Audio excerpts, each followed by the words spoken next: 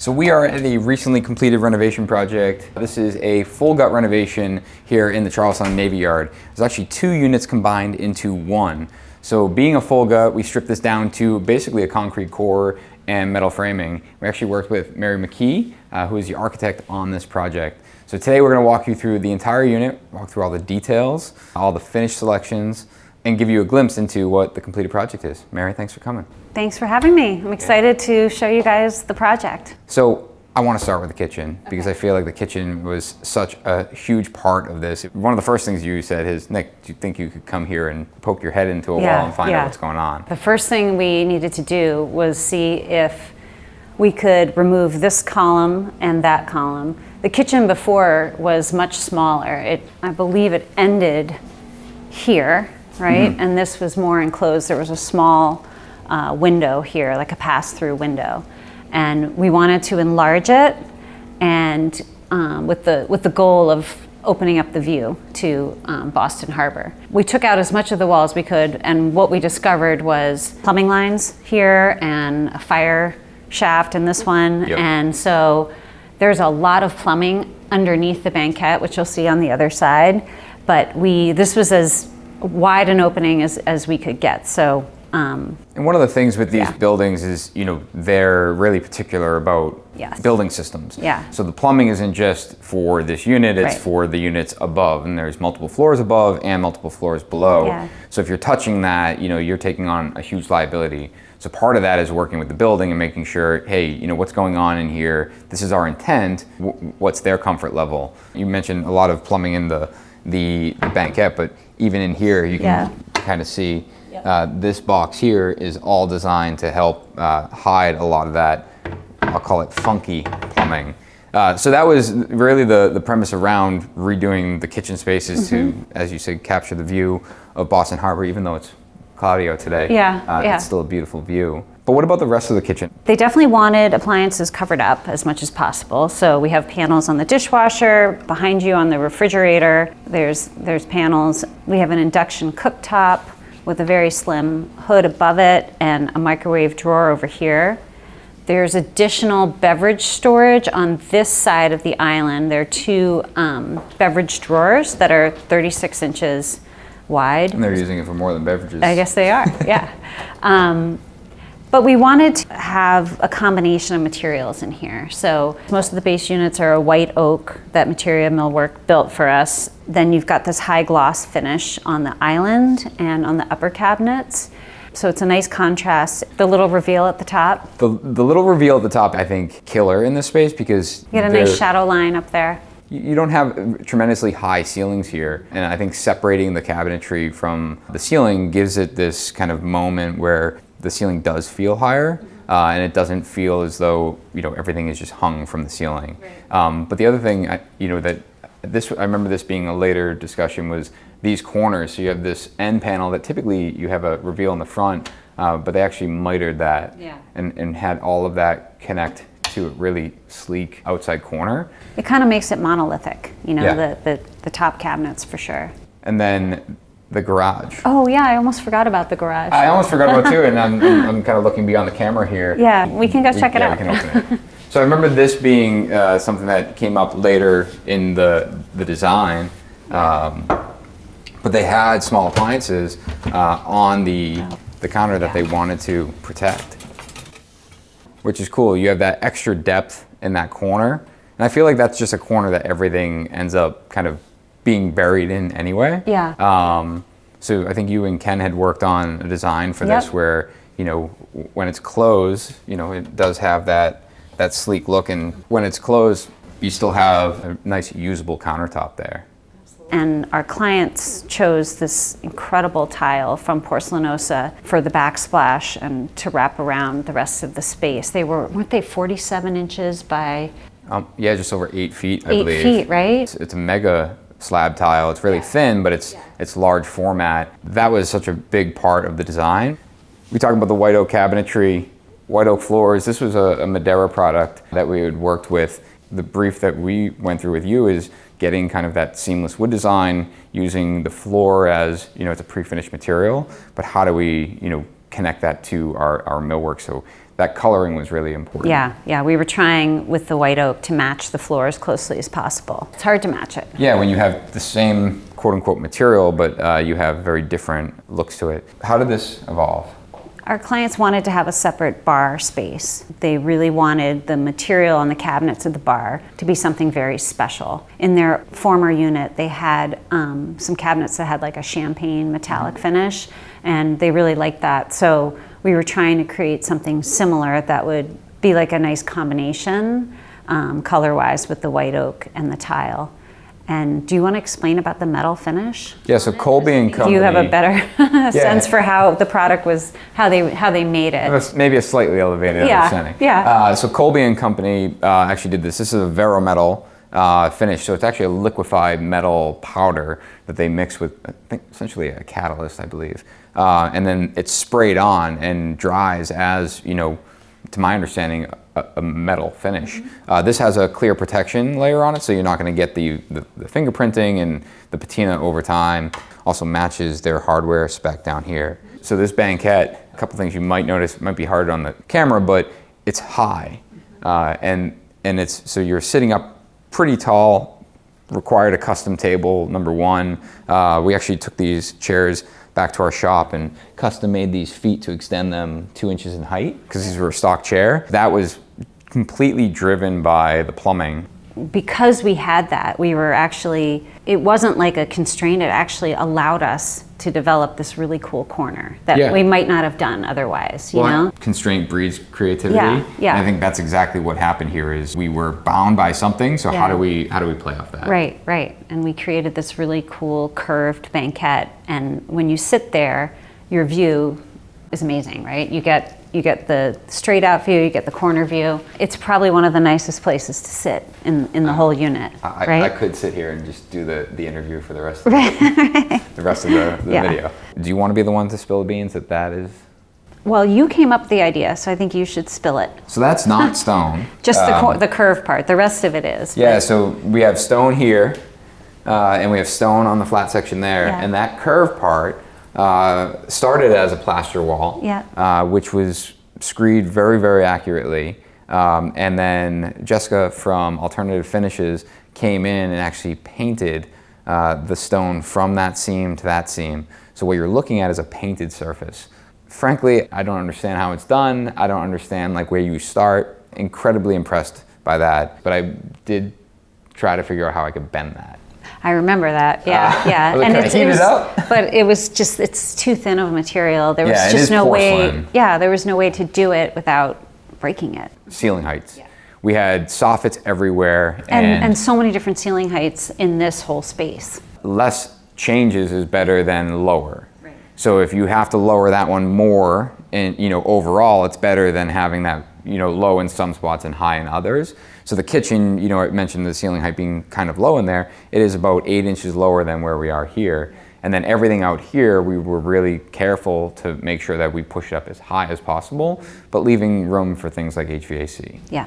So our clients really wanted to have, the kitchen as open as possible to this space and the views, and a big, open seating area, but they really wanted to have a dining room that was defined as a dining room, but to not block the views. So there used to be a soffit here, which thankfully is gone, but we ended the dining room here, and the wing walls give you some definition, but we added a glass wall here, and I don't know how well you can see it on the camera, but the glass is actually frosted at the bottom and then becomes clear at about this height or so. We just wanted to have some definition that there's a glass wall there so people don't walk into it. It's actually functional. Yeah. But what's nice about it ending here is that it doesn't block the view at all. Like even if you're seated at the dining room, you're looking through where the glass is clear, not where it's frosted. When they were installing this, all of the actually hardware is all buried back in the framing.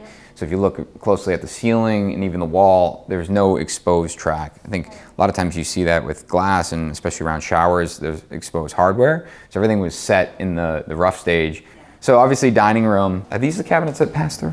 They don't pass through, but there's, on the other side, there's bookshelves. So some of them are full depth and some of them are about half the depth. Essentially you have a wall here, and you would think that these cabinets go up to the wall, and then the other side, when we get to the other side, you're gonna see, well, that seems like a pretty shallow bookcase, but it's not. Because we didn't need quite as much, we didn't need all of this storage. Like on this side, you can see that's the full depth, right? Okay. And then as we go further down, are these the full depth too? No. Okay, so these are half the depth. And that's because of what's on the other side. The bookshelf on the other side. There's a lot of storage in the kitchen, and we added as much storage as we possibly could in the dining room, but we also had to have storage, you know, bookshelves on the other side. This is, Mary, where you were talking about on the back here. So, you know, obviously, if we were sitting here, I'm gonna sit down, why not? We have these bookshelves, and it appears as though they're only 2 inches deep with that countertop. So these 3 here actually go and capture space from the back side of those cabinets. Yeah, this eats up the other 12 inches of those cabinets. This is super efficient use of space. Yeah, it's a smaller room. It's a small room. They wanted to have a comfortable place to watch TV. This is basically, you know, a place for watching TV and reading. And so we couldn't build the bookshelves into this room or it would make it way too tight. One of my favorite details in this room is the corner. The height of the bookshelves was dictated by the windowsill. We replaced all the sills with white oak to match the floor. And so we wrapped the sill all the way around, and we had these kind of funky deep corners in this room and in the studio, and we were able to use that space for more bookshelves, and then the height of the sill is what dictated the height of the bookshelves. But the datum point, that's a critical thing when you think about design. Absolutely. And when you're doing your design is, you know, you could have drawn that at a standard countertop height, and then we would have mismatch, and it would have kind of compounded over time. But those are those micro decisions that really make everything feel a lot more bespoke and thoughtful. Yeah, and super consistent, you know, and clean lines throughout. So the window is super cool. This whole space was one big room before. They wanted to have a den, and one of them is an artist and wanted to have a studio. So that's why it was way too big a room, so we cut it in half. The one thing that we were worried about by adding this wall was cutting off the view. I think they had used a standard piece of glass and then framed it in a way to match all the interior of the windows. Exactly, yeah. Like the sill height, head height matches the exterior windows.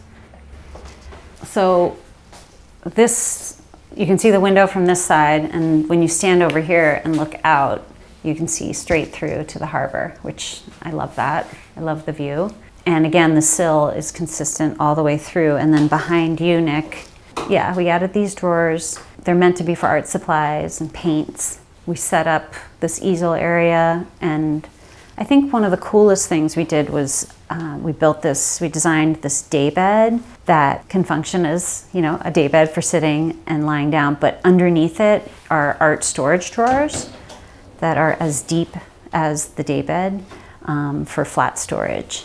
What I like about, you know, something that you detailed here is that everything is touch open, which is super nice, but I know they use the hardware where it still has that soft close function. Makes everything super sleek, and frankly, like, you wouldn't really notice that those are drawers unless you're, you know, unless you're operating them. Yeah, yeah.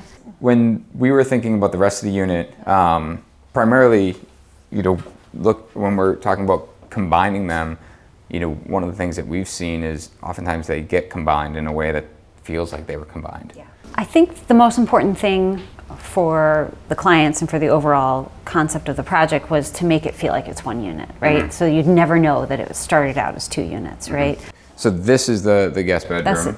This is a guest bedroom. And we did something very, very cool in here, I think. The Murphy bed? Yeah. I'm going to pull it down because that's what you do with a Murphy bed. Yeah. When you have the bed down, it takes up a good part of the room. The whole room, yeah. Next to it, in the corner, is a cabinet for guest storage. You know, they can, and bedding. And then this side has like a bedside table and some drawers. I'll leave it closed. Yeah. And then actually, but I remember you guys built this. This is pretty incredible. Like the hardware is super cool, and I actually remember talking to him in the shop. But right here, they have these actually... They're like magnets, yeah, right? super strong rare earth magnets, because while it holds itself up, he wanted like a positive stop. So when you push this in, you know, it's not just gonna pull down, it actually holds itself up in that upright location, which is super slick, and it keeps this room open when they don't need it for a guest. Yeah. And then paired with the guest bathroom. The guest bathroom. I love the tile that they chose. Yeah. So it's actually very similar to what was in the kitchen, but it's green. And what's so cool about it is that the whole shower, the 3 walls and the ceiling have it, and it was, you know, large scale. So again, you only have the one seam down the middle, and the contrast with the pure white on the floor and on the walls. When you come in here, your eyes are drawn to that tile, which is a really nice aesthetic. We talk about these showers in this building a lot because they're not easy. No, and we had to raise it. We did have to raise it. You know, these are actually a post-tension slab, so you can't do anything to the concrete slab besides building it up. So, you know, we actually work really closely with the plumber and what is available to us, you know, that passes Mass Plumbing Code, to get that drain and trap as tight as possible. So that's why you're going to see a lot of these showers are elevated higher than the floor. But we were still able to do a linear drain too. We were, and actually a tiled in linear drain, so it disappears. Also made that curb as small as possible, where it keeps the water in the shower. It doesn't make it this, you know, overly obnoxious step to get over. Yeah. And then you tucked in a laundry room. We were able to squeeze a small laundry room in here. Because I feel like most of the time you're seeing a laundry closet, full door and everything. I don't know if anyone wants to work in there when the door's closed, but... No, but if the dryer's going or the washing machine, you don't want to hear it, you can pull the pocket door shut. And they've got some hanging space too, so it's pretty and practical at the same time. Yeah. And then we come down here. So this is the door that we were talking about. So originally, this was designed as case opening. I think we had asked a question early on, is how often is that door going to be shut? And the answer was not very frequently. So why are we closing off this space and making it feel tight and closed in? So there's no hardware, so you do have this kind of seamless look when you come down the hallway, but it pops out and it does slide all the way over. I'm going to shut you out for 1 minute. And closes you right off. And the style of the door matches all the other doors with the 3 panels. And then goes back into that pocket and you kind of reset it. This is the office. We put a 3-inch thick white oak desk that, again, all the white oak is meant to match the flooring as closely as possible. Right in front of the window, but there's a gap there so that we're not blocking the window in any way. And if you pull this away, you can see the little pencil drawer. Oops. The mini junk drawer. Yeah. And then this was found space. This was found space, exactly. Yeah, this wall was always here, and we had torn down the drywall and realized, hey, there's actually quite a bit of space here. And again, going back to capturing square inches, this was a huge win for the space. And there were, like, that happened a few times in this project, and we just didn't know what was behind the walls, right. You know? So this was a really great surprise. We have a closet here where we're going to skip over, but I know the brief was I have 752 pairs of shoes. Find the space for them. Speaking of Ken, we have this millwork heading into the bedroom here. Different to the way you did the den and the living room, where it almost appears as partly furniture. This is very much built in, but still has that furniture look to it. I mean, part of that is just the little details of it, right? Like doing a furniture base around it, building right up to the windows too. It just sort of... But doing it in a way where you're still separating the window. Yeah. Because I remember, I think I actually asked the team, I said, would it make sense to bring this all the way in? And I think the team collectively said, no. You know, sometimes yes, but here these are designed to be kind of individual pieces. Yeah. And then we have more storage on the other side. That was, again, something we designed maybe 3/4 of the way through the project. Right, yeah, there was originally a built-in closet here, which we opted to actually increase the square footage of the bedroom. The primary bathroom. It might have been the most challenging room. That was what I was going to say. We'll start with the plumbing. One of the things that we had talked about early on, based on the original layout, was how do we get plumbing for the tub. We are on a structural slab. You can't jackhammer, you can't take anything out. It is what it is. You're building on top. We could only get the drain so low, right? So for the tub, so we actually had to raise the tub up on a plinth. Instead of making it awkward, we thought, okay, well, this is a design opportunity to make this whole space something very special. And we followed the curve of the tub when we designed the plinth. Is this going to be slippery when you stand on it? You know, getting in and out of the tub. And if you look closely here, we added these grooves into the stone so that you'd have a little bit of traction getting in and out. But we wanted this to feel like something really special, like an oasis, like a spa, right? So this is teak tile. It looks like it's wood, but it's actually porcelain. And it added a lot of warmth to the space. It just made this whole little area feel very special with the light. I do have to call attention to not an architectural detail, but the TV. I had one point joked that, you know, I might take a tub and just sit here and be in there all night? Yeah, just sit there watching Netflix all evening. Why don't we go to the powder room? So the powder room was always going to be super special. An onyx piece of stone, it's not on right now, we'll start with this. We weren't sure if we could get one piece up here in the elevator. That was the biggest challenge, is the freight elevator was only so big. Right. And we needed to make sure that it wasn't going to break. And then it was, can we crane it? And we couldn't crane it because we couldn't get a crane on the dock. And then if we had a seam, where was the seam going to be? How are we going to detail it? Because not only do you have the stone on the whole back wall, but it's also translucent. So there's a switch I'm going to reach for. And we really didn't want a seam because you would be able to see it. So that entire wall is one continuous LED light.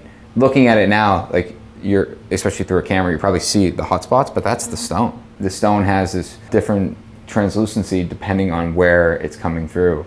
But it's incredibly cool looking. I think it's really beautiful. I think when we finished the job, we shut all the lights off and just had that on. Yeah. It was almost like a portal. Right. And we chose very simple plumbing fixtures in here just so that they wouldn't block the view of the stone. Guys, appreciate you sticking around for the tour of this Charlestown project. If you want to see more like it, check out our channel and make sure you subscribe.